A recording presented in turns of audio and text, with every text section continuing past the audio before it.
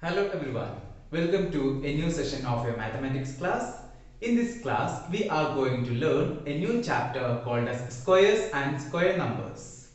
Before getting into this chapter, I will ask you a small question that you have already learned. What is the area of a square whose side measure 5 centimeter?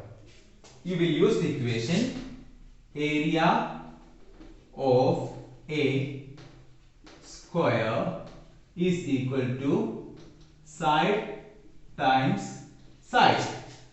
In our square, or the square that is given to us is measuring 5 centimeter. So what will you do? You will just multiply 5 and 5. That is 25 square centimeter or centimeter square. Now, what if this square is having a side of length 4 centimeter? What would be the result? It will be 4 times 4 or 16 centimeter square. What if the side is having a length of 14 centimeter?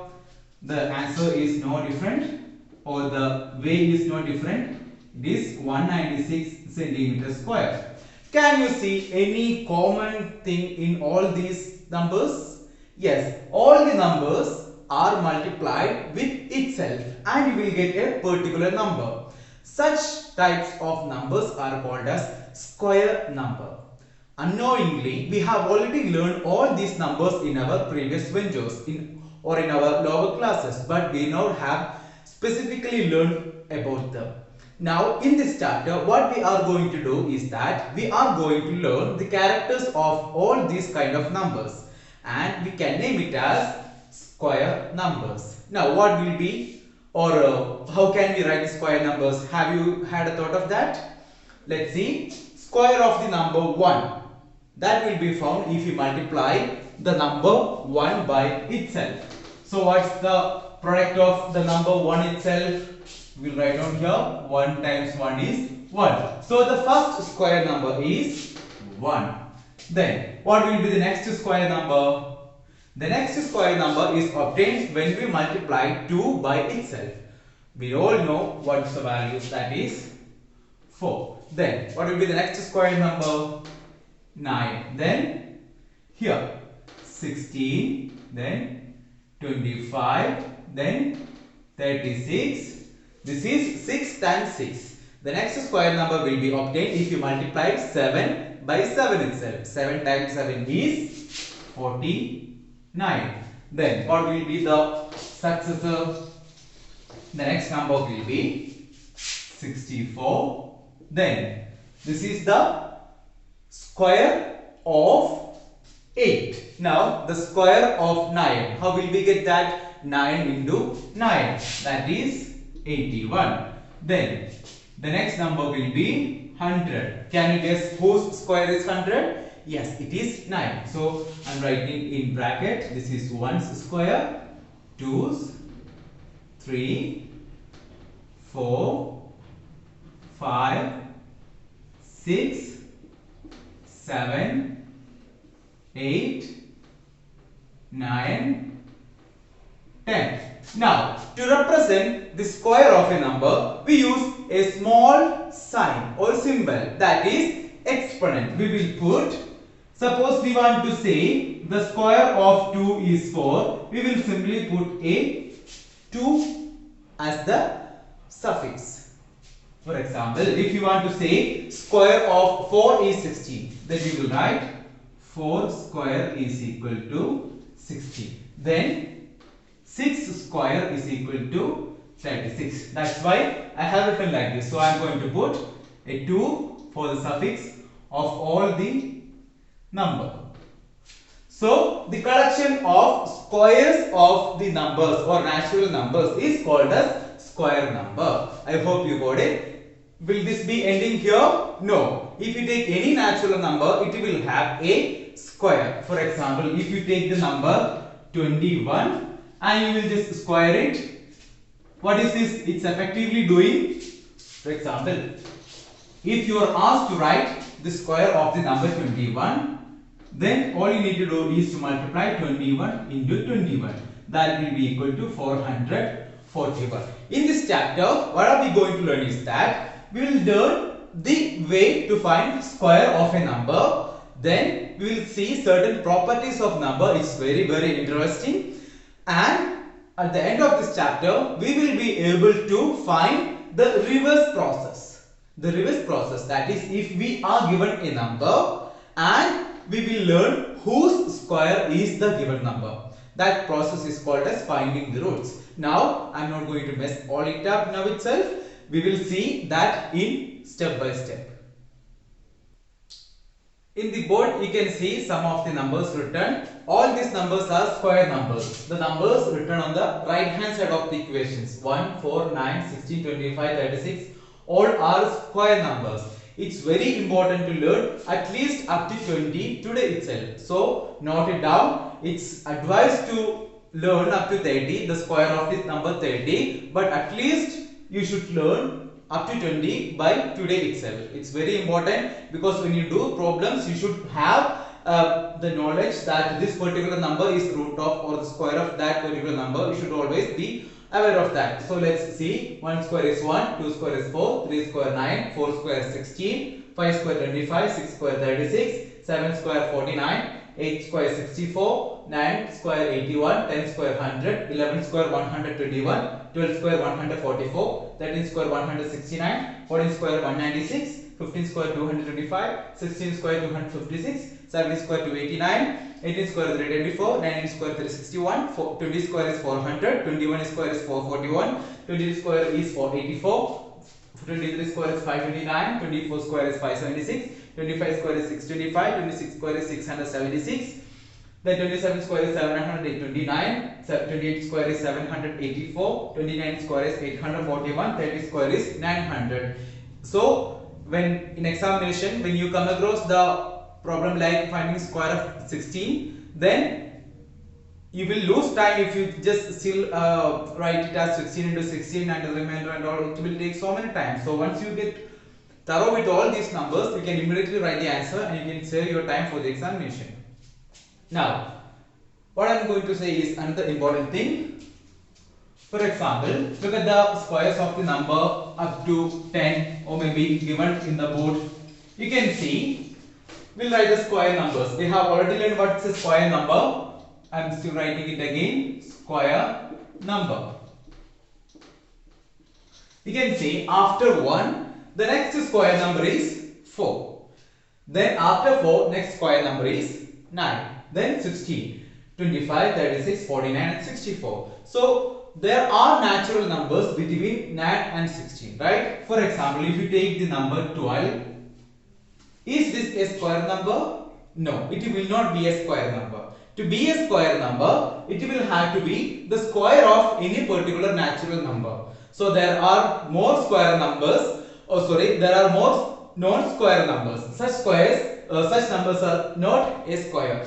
You can get many examples. For example, there are 17, 18, 19, 20, 21, 23, 24. All these numbers are not square numbers and they lie between 16 and 25. Do you understand? This is a small property of square numbers. So there are non-square numbers between any two given natural numbers. Now let's move on to the properties of square numbers.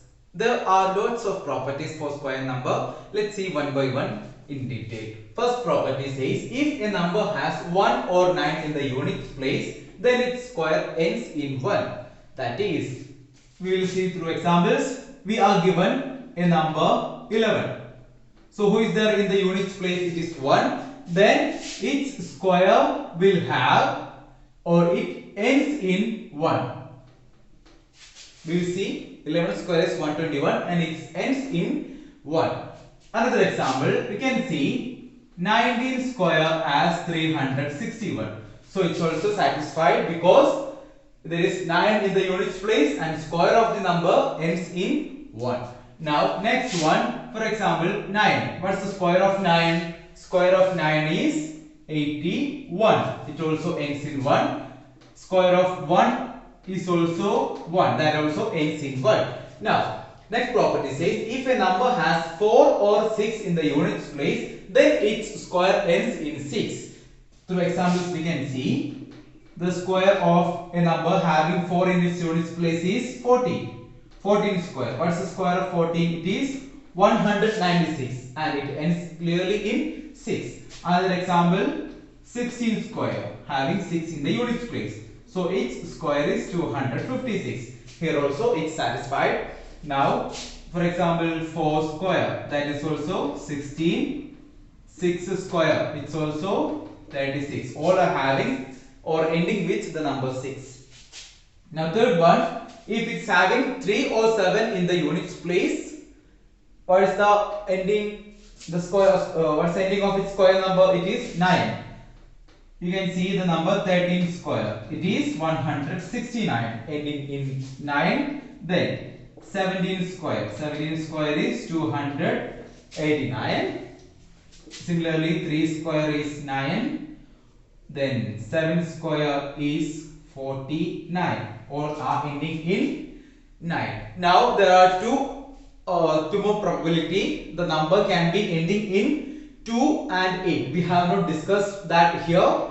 You should assume that when we have 2 and 8 in the units place, the square will be ending in, can you guess? Yes, the number 4. That's also another property that you should learn. You can write all these things in your notebook now itself. Then, if it's having 2 or 4 in units place, what will be the ending of its square? Let's see. Sorry, 2 or 8.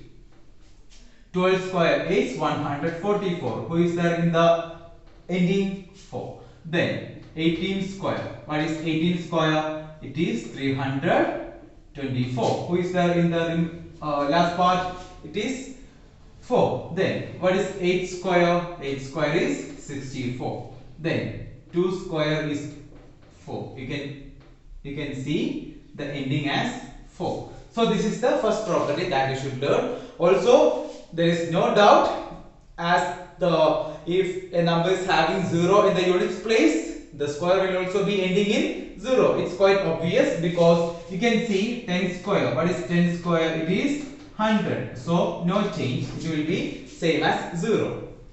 So this is the first property of square numbers.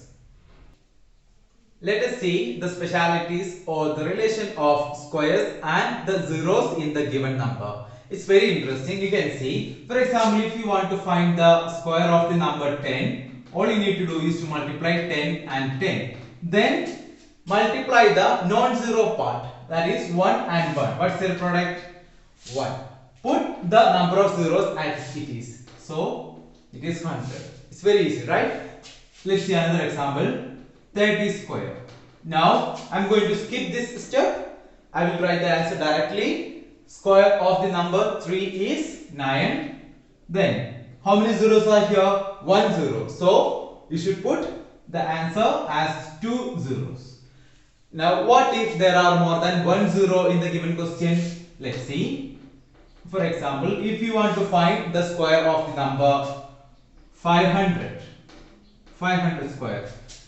To find the square of any number, all you need to do is to multiply the number by itself. So 500 into 500. Then the very old process, multiply the non-zero part. 5 times 5, that is 25, or effectively 5 square. Then how many zeros are there? 1 2 3 4. That will be our answer. So whichever number or whatever number be here, make the number twice as that number. So without doing this process, can you say this answer? The square of 700. The square of 700 can easily be obtained by squaring the non-zero part, that is 7. It will be 49. Then how many zeros are here? Here there are 2 zeros. So in this square, how many zeros will be there? 1 2 3 and 4. That is our answer. Now let's see in the case of having 3 zeros in our question. For example, if you want to find the square of 8000, the figure may seem a bigger one, but the answer is similar. Now, if you want to square a number, just multiply the number by itself. So this is it. Now, multiply the non-zero part. 8 times 8 is 64. Then, how many zeros are there in total? 1, 2, 3, 4, 5, 6. That is 1, 2, 3, 4, 5 and 6. This will be our answer. Now, we are going to do a problem directly the square of 9000. Let's see what the answer gives as. 9 square is obviously 81. Then how many zeros are here in the number? There are 3 zeros. So in the square of that number it will be having 6 zeros. 1, 2, 3, 4, 5 and 6. So this will be our answer. I hope you understood this one. Now let's move on to the next part, patterns in square numbers. In this part, we will see different patterns that can be formed using square numbers.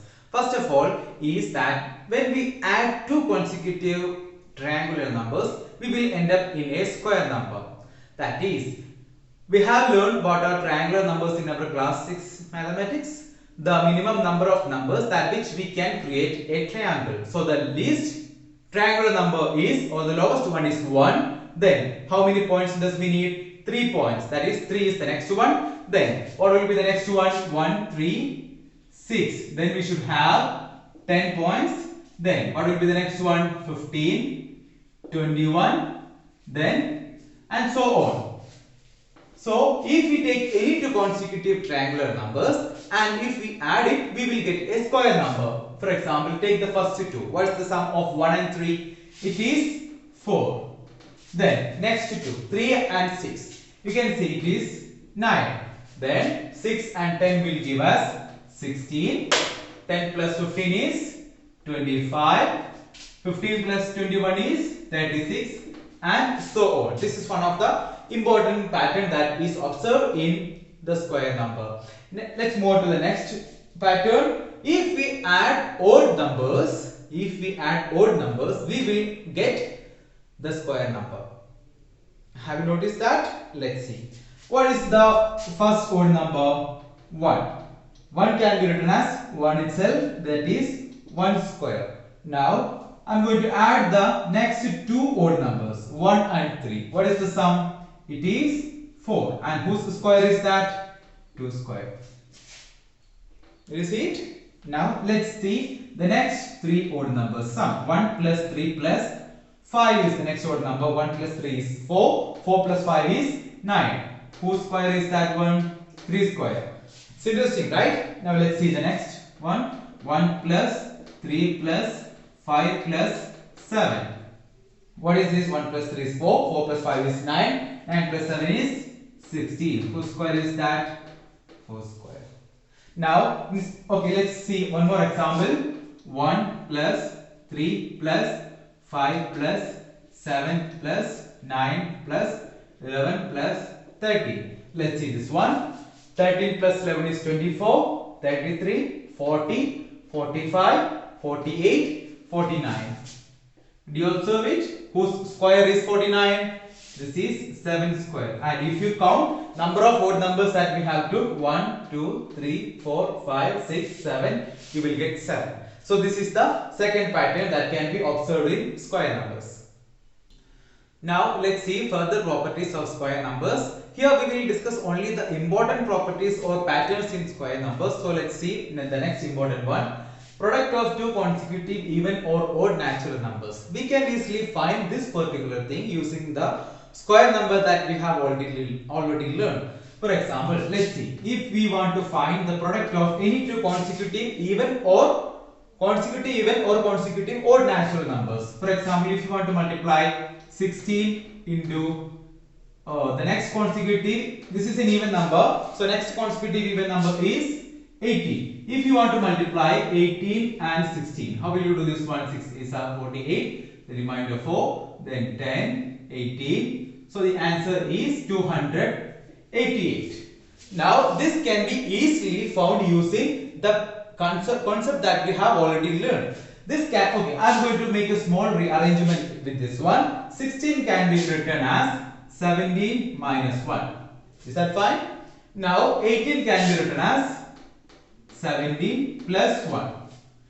Now, this is an important formula that we have learned in our mathematics. This is a minus b into a plus b. Something, a number minus something into number plus something. That can be written as 17 square minus 1 square. We don't need to write 1 square because 1 square is 1 itself. So it's effectively the same as writing 17 square minus 1. What is 17 squared? It is 289 minus 1. What is the answer? It is 288. Now let's see another one. 15 into 17. What will be their product? Using the same concept, we can write 15 as 16 minus 1 into 16 plus 1. So this is a minus b into a plus b. Again you can use this formula, 16 square minus 1. What is 16 square? It is 256 minus 1. So it will be 255. If you want, we can verify 17 times 15. So it is 3, then 8, 7. So the answer will be 5, 5, 2. So it's not different. So I hope you understood this one. Then we can do a generalization. That is, if a is any number, then we can write a minus 1 into a plus 1 can be written as a square minus 1. This is the generalization that we can write. A is any natural number. A is any natural number. Now, let's see. Okay, a should be greater than 0. A should be at least 2. Then this will be true. Now look at the next pattern. The squares of numbers 1, 1, 1, 1, 1, 1 or the numbers of this format. Let's see how this can be done. Square of the number 1 is simple. It is nothing but 1 itself. Then what about the square of number 11? We have learned that also. 1, 2, 1. Then can you guess the square of the next number? 1, 1, 1 square. If you do, then you will get the answer as 1, 2, 3, 2, 1. Then the next square or square of 1, 1, 1, 1 is 1, 2, 3, 4, 2, 3, 2, 1. Then square of the next number will be, if you do, then you can see it as 1, 2, 3, 4, 5, 4, 3, 2, 1. Now in this way you can write the squares of numbers bigger than this one without even multiplying. So this is interesting, right? So this is the next pattern that will be useful for you. In the examination, you will be asked such kind of pattern. Maybe first 3 pattern will be given to you. Based on the given pattern, you will be supposed to write the answer. So once you grasp the idea, then it will be very comfortable for you to answer all of them. So this is the way. Please watch the all 4 patterns one by one and make sure you understand everything. Let us move on to the next important part, finding the square of a number. So far we have learned the square of numbers up to maybe 20 or 30. But if you are asked to find or write the square of the number bigger than 30, bigger than 40.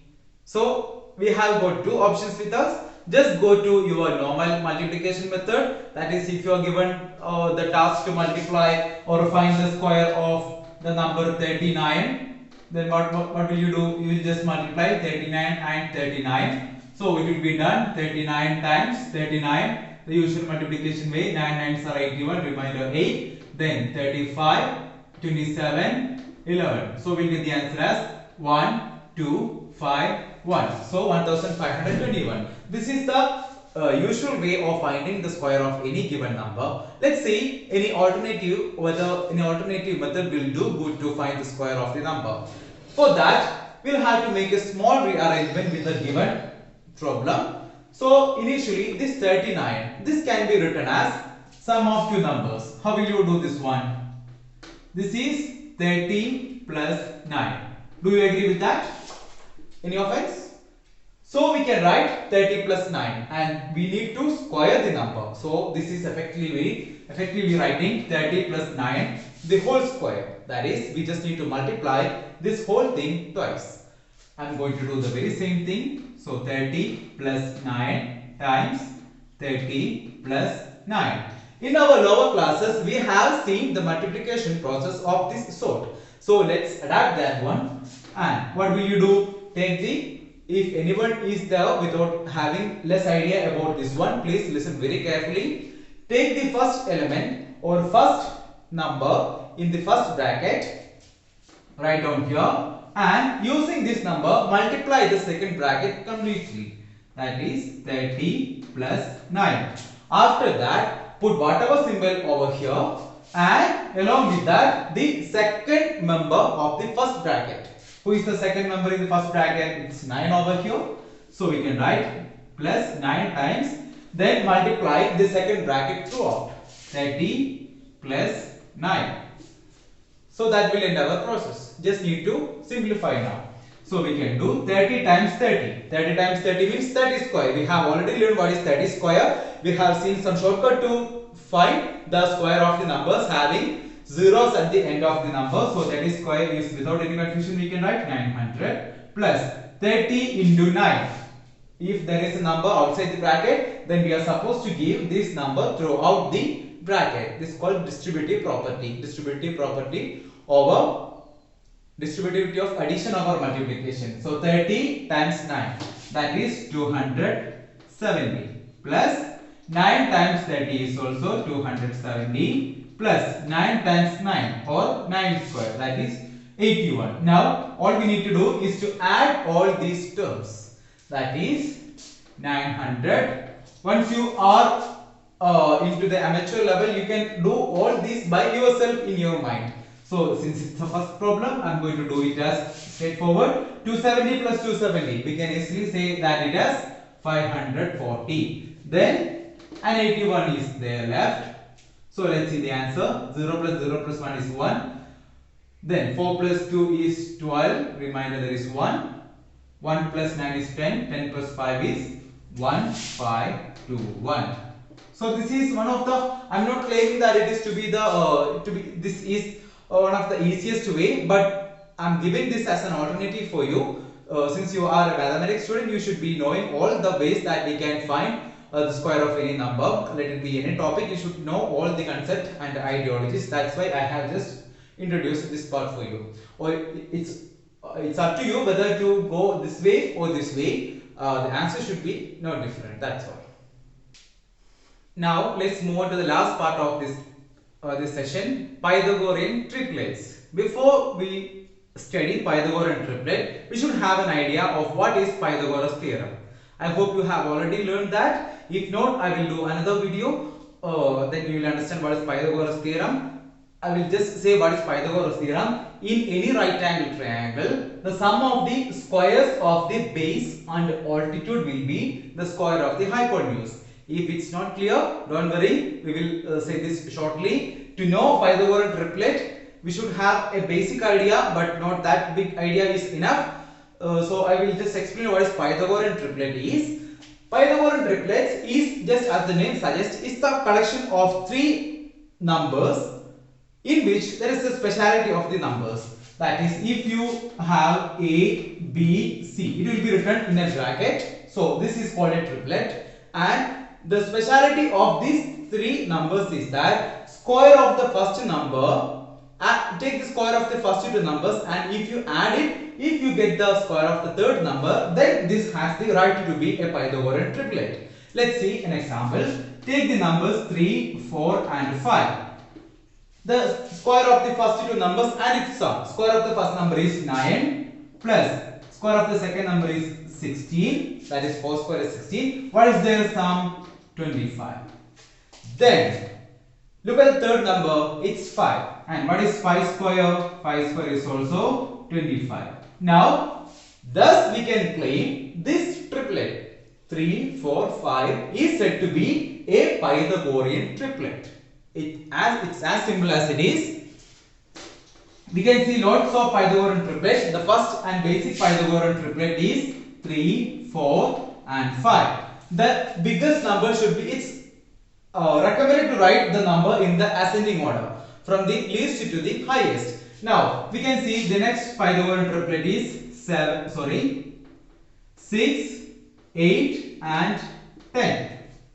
This is also a Pythagorean triplet. You can see the square of 6 is 36 plus square of 8 is 64. What is their sum? It's clearly 100. Is not it the square of the last number? Yes. So we can say this is a Pythagorean triplet. There are infinitely many Pythagorean triplets, and to find a Pythagorean triplet using a small technique or using an equation, this is the one that we should follow.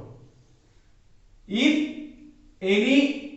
you take any number m greater than 1, if you use this particular formula, then this will give us infinite number of Pythagorean triplet. So by heart this one, what is it? We'll write once again 2m, m square minus 1, m square plus 1. So if you put m or if you substitute m by a number greater than 1, then we can easily get so many Pythagorean triplets. Let's see the basic one. Put m is equal to 2. We cannot put 1 as it is given strictly m should be greater than 1. M should not be greater than 1. Also m should be a natural number. So the next natural number greater than 1 is 2. So I am going to put the least one, put m is equal to 2. So let's see what happens. So what happens here? 2 times m, that is 2 times 2, that is 4. Now m square minus 1, what's our m? M is 2. So it is 2 square minus 1. What is 2 square? 2 square is 4. 4 minus 1 is 3.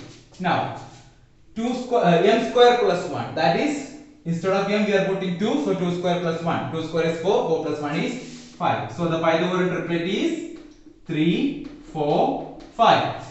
Even we can write in this way also, it's fine, but it's recommended to write in this way. And one more thing, the last number should be the biggest one. There is no excuse in that one. Now let's go for some bigger number. Put m is equal to 10. Let's see what happens. Then what happens? 2m. 2 times m is 20. Then m square minus 1. What is m? 10. 10 square minus 1 is 100 minus 1, that is 99. Then m square plus 1. M is 10. So 10 square plus 1 is 100 plus 1, that is 101. So everyone try whether you are getting in this way. This is a small work for you. Then go for different values of m and put the values of m in this particular equation and check whether the triplet that you obtain then is a Pythagorean triplet, and it will be true for all the cases unless you make any small calculation mistake. Now we will wind up this session with a small problem. The questions can be asked of this way. Write a Pythagorean triplet whose one number is 14. That is, if you take a Pythagorean triplet, there should be 14 in any of the this number. That is, somewhere in the 3 number, our 14 should be there. For that, we should have an idea of general format of a Pythagorean triplet. It is 2m, m square minus 1, comma m square plus 1. This is the way. So all you need to put is to substitute. I would recommend to use this number as over here. That is, put 2m is equal to 14. Just substitute that way. So we can write as the answer, let 2m is equal to 14. Then what will be the value of m? M will be 7. Then put this m as for the equation that we use to find the Pythagorean triplet. Then it will be very positive for us. That is, then write, put m is equal to 7, the value that we have got here. Then what will happen to the triplet? It will be 2 times m, that is 14. M square minus 1, m is 7, 49 minus 1, that is 48. Then m square plus 1, that is 49. So we have easily got this 14 as one of the member in the triplet. So that is the end of our first session. I hope you understood all the things that we have learned. There is nothing more complicated. there is no complicated things that has been told in this particular video. I hope everyone understood. Thank you.